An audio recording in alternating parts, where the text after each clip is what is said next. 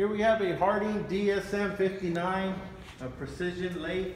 We have it hooked up to 230 volt 3-phase power, and we're going to turn it on here and show you that it works. But first thing we're going to show you is the coolant pump right over here.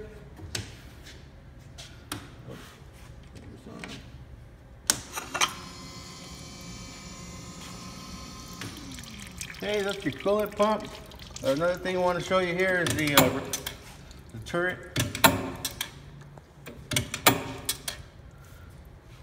Okay, now we'll go ahead and turn this on here.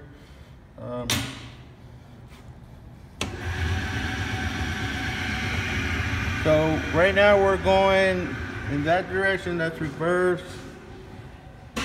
And now we're going in the opposite direction, forward. Okay, when you're going, you could also turn up your speed up here.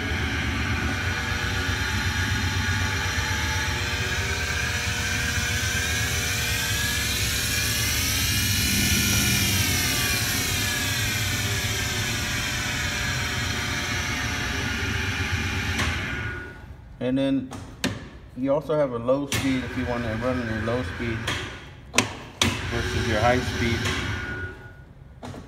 And you can also go the other direction.